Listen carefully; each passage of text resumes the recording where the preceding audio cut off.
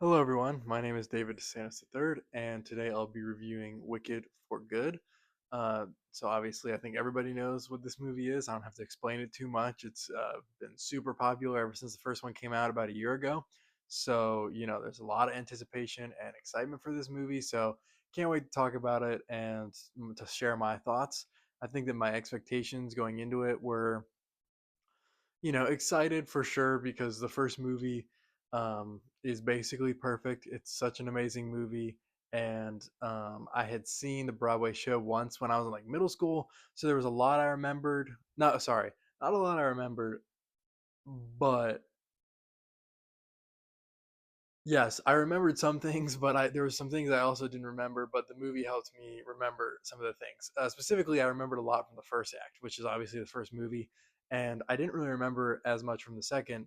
So I didn't have like a lot of things to hold on to or like things to be anticipating. There was a lot of things where I'm like, oh, I don't really remember what happened here, how this leads to here, and I don't really remember a lot of the music. So my expectations weren't um, anything crazy, I don't think. And because I know that the general buzz is that the second act of Wicked is just not as good as the first act. Like it just doesn't carry as well.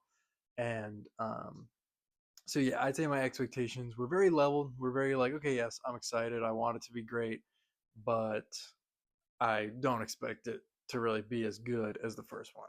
So yeah, that was my expectations going into it.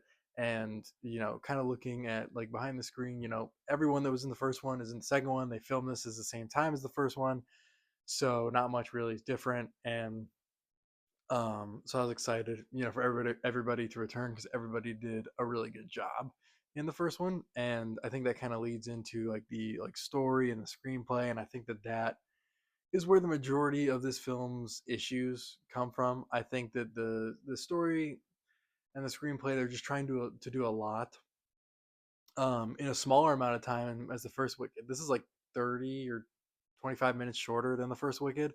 And I think that there's a lot that goes on in this movie. So they have to, show maybe even more things happen than the first movie with less time. And so I think that unfortunately kind of hinders the film, making it feel rushed. A lot of scenes, in my opinion, I was a little disappointed because I was like, whoa, like it's over, or we're already past that, or we're just like, we're going, we're moving. Like there was no stopping, which can work for a movie sometimes, but I don't think it was to the benefit of this movie. And I think that it definitely had a rushed feeling, which didn't benefit it. And so that was unfortunate. And I think that my biggest critique of the story is just that, and I don't think that it's no one's fault. It's just how Wicked plays out. Is that in the first act, you have so much freedom to write your characters, to build this world that you want, and like you can do it how you want, and that's what the writers do.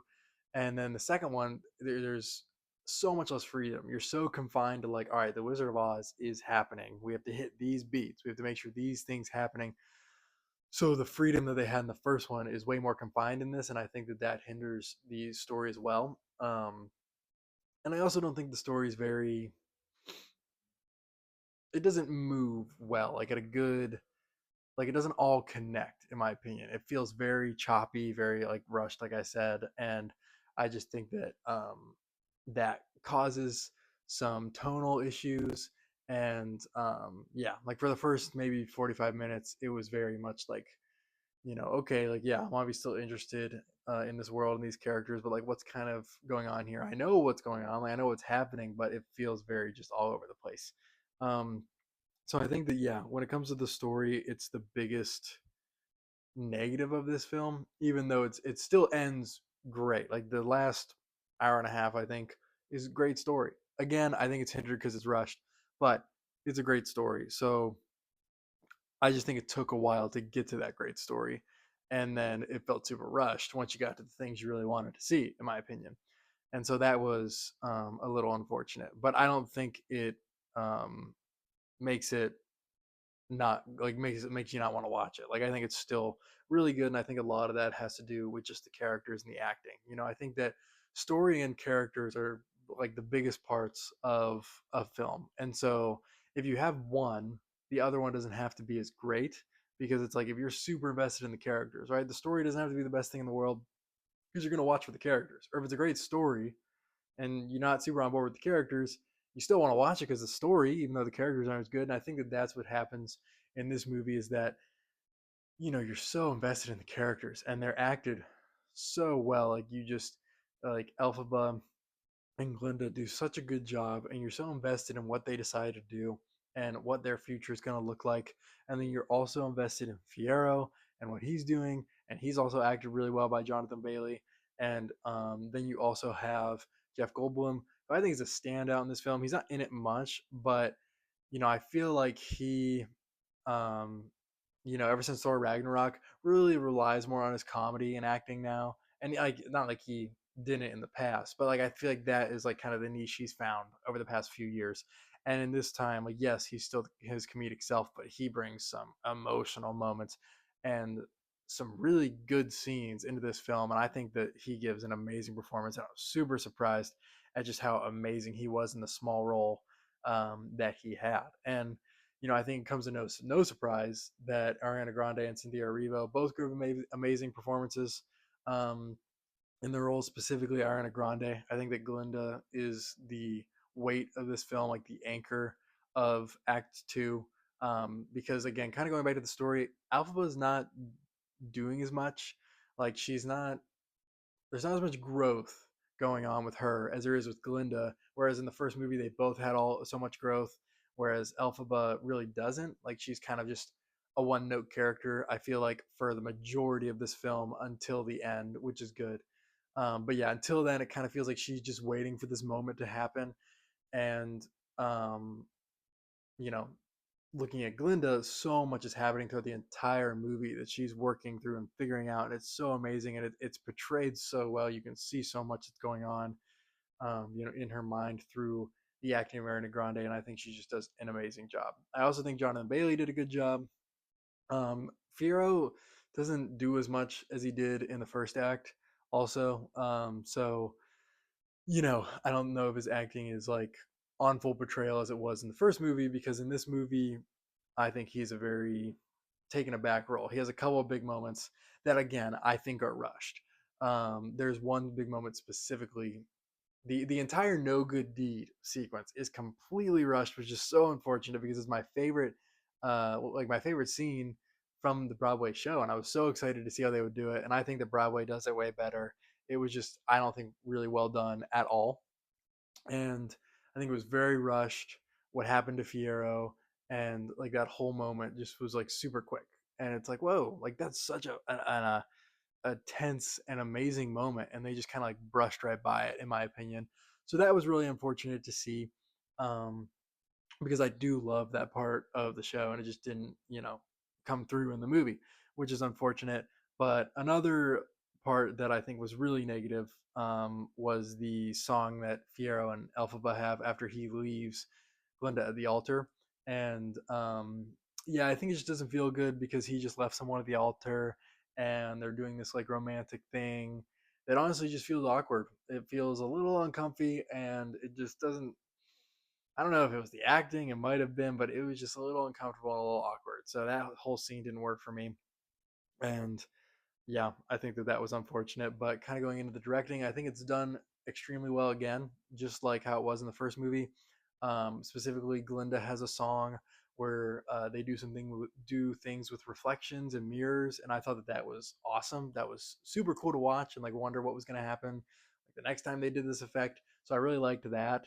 But I was a little disappointed in the cinematography because in the first movie, there's so many like broad like landscapes and sets, and you're like, you have to do that because there were so many people dancing. I missed the dancing too, but in this movie, it's all focused on like three main characters or four main characters, and so it's all in small rooms. It's all in rooms. It's all in small areas, and so they really rely more on the blue screens and like less of a set. And that was disappointing because I loved the sets from the first movie, and so to not have that in this one, I was like, oh, it was a little unfortunate. Not that the effects were bad, but I'm just not a huge fan of all the blue screens 24/7. So that was unfortunate, but still directed really well. And I thought it was, yeah, it's a wonderful looking movie. It's amazing. It's got some good songs, some great moments. The finale absolutely saves it completely. Like, this review, I feel like hasn't seemed super positive, but the last 20 minutes of the movie, I think, just make it all worth it. Like, it's such a good ending. I think it ends in such a satisfying way that you're happy with all of it. Even like some things happen where it's like I don't even know if I buy that, but I am just so happy with the ending that I'll take it. So um, overall, I think it's very satisfying and has a great ending, which I think really helps. And so my grade for Wicked for Good will be a B minus. I think that there's a lot of good. I think there's some things that pull it back from the first film that it's not on the same level, but still I think it's a really good movie.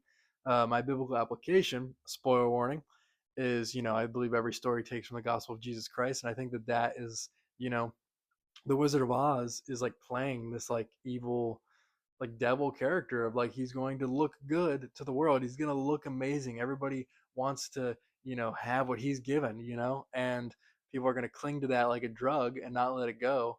And then you look at the other side, like the truth. It's like, you've got to give up all those things that the Wizard of Oz or Satan has given you to follow the truth. And I think you see like Fiero is a good disciple, willing to give up all those things. He was named a captain, like he's going to get married. He gives all that up to follow the truth, and like how we need to follow Jesus to give all those things up. And it's cool to see that Glinda eventually comes to that truth as well. However, she wasn't really willing to like give up all those things. Like she wanted to hold on to the world and what evil gave her. And so, but it was cool to see her get there anyways. So yeah, that's my review for Wicked for Good. I appreciate you guys for watching. If you could like and subscribe, that'd be awesome. And I look forward to my next review. And thanks.